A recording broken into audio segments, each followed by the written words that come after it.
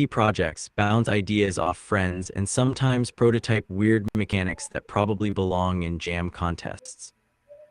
Outside of work, I play in a recreational basketball league. I'll trash talk in a friendly way, love cooking Korean fusion dishes. Kimchi Okay, grilled David cheese is Kim, my guilty pleasure. thank you And so much for this exciting information.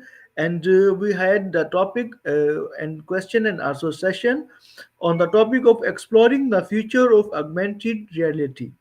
So let's begin our question and answer session. My first question is that what is the augmented reality in the simple words?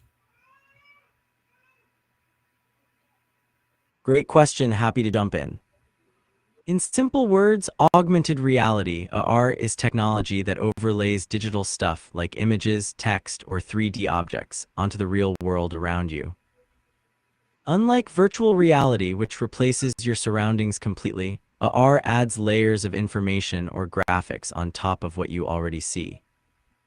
Think of phone filters that put sunglasses on your face, navigation arrows that appear on the street through your phone camera, or a furniture app that shows how a couch would look in your living room. That's very good. And now tell me, how is AR different from virtual reality? Yani VR. How is AR different from VR? Nice, short, and clear. Here's the difference, plain and simple. Environment. AR, augmented reality, adds digital elements to the real world you're already in. You still see and interact with your surroundings. VR, virtual reality, replaces your real world with a fully digital. Very good. You're inside a virtual environment. Hardware, AR usually uses phones, tablets, or see-through glasses headsets like HoloLens. You still can see the room around you.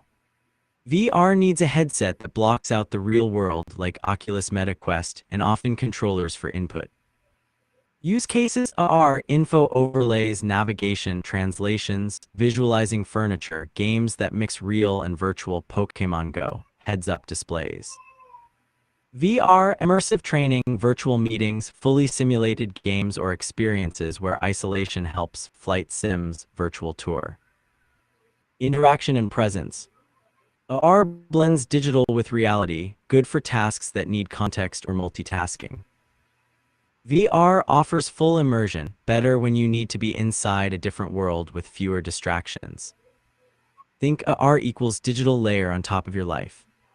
VR equals jumping into a whole new world. Which one interests your audience more? I Yeah, can give examples or demo ideas. for me, Thanks, glad AR, it helped. yeah, for me, AR real the digital world, while VR takes you into a complete digital world. In AR, you can still see your surroundings. In VR, you cannot. So my third question is that what is AR becoming popular today? Why is AR becoming popular today? Great point, that's exactly it. Okay, why R is blowing up right now? Short version, hardware got good enough, software got smarter, and people found real ways to use it. More detail, phones are powerful and ubiquitous. Everyone carries a camera, sensors, and enough processing power to run AR experiences without special gear. That lowers the barrier a ton. Better tracking and mapping, computer vision and SLAM, simultaneous localization and mapping tech have improved, so virtual objects stick to surfaces and behave believably. R toolkits and platforms, RCore, RKit, WebAR, and Easy SDKs let developers build and ship experiences faster. Practical, useful apps, it's not just gimmicks anymore. Retail, try before you buy furniture, navigation, maintenance, and education have clear ROI, so businesses invest. Social and gaming wins. Games like Pokemon Go proved large audiences will use AR, and social apps added filters that millions love. Improved optics and wearables roadmap. While full AR glasses aren't mainstream yet, progress from companies keeps excitement high. People expect wearables soon. AI making content easier. Generative AI can create 3D assets, animations, and scene-aware content faster, lowering production costs. COVID era behavior shift. Remote work, remote assistance, and contactless shopping push demand for tech that blends real and digital. Better UX expectations. Users expect seamless, useful overlays rather than clumsy apps. Design standards are maturing. Put simply, the technology, ecosystems, business cases, and user habits all lined up. That combo turns R from a niche novelty into something that's practical and scalable now. Want examples of businesses successfully using a R today or a quick script you can read on air about why companies should care?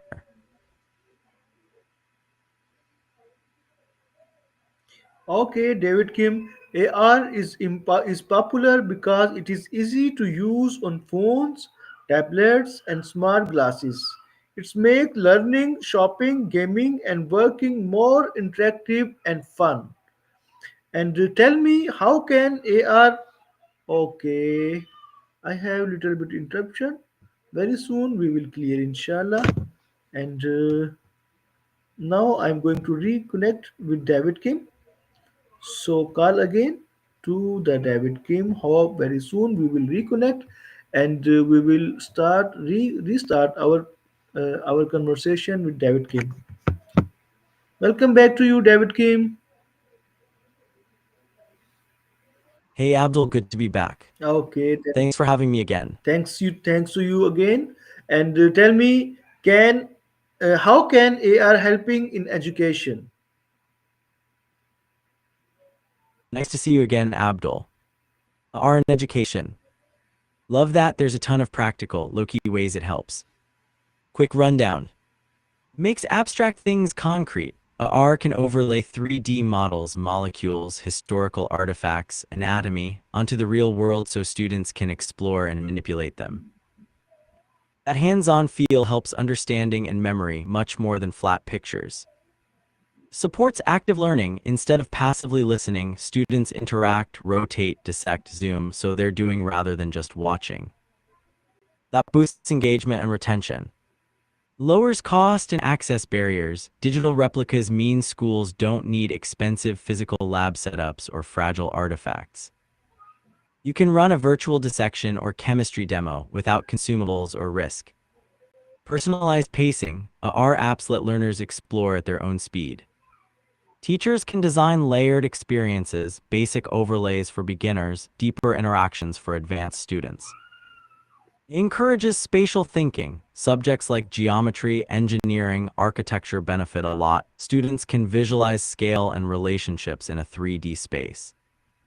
Increases motivation and attention. Gamified R lessons and immediate visual feedback make learning feel less like a chore. That helps especially with younger learners or those who struggle with traditional formats. Improves collaboration. Shared R experiences, multiple students viewing and interacting with the same overlay, encourage discussion and teamwork around real-world contexts. Contextual on-the-job training. For vocational training, maintenance, medical procedures, assembly, a R can overlay step-by-step guides on actual equipment, reducing errors and training time.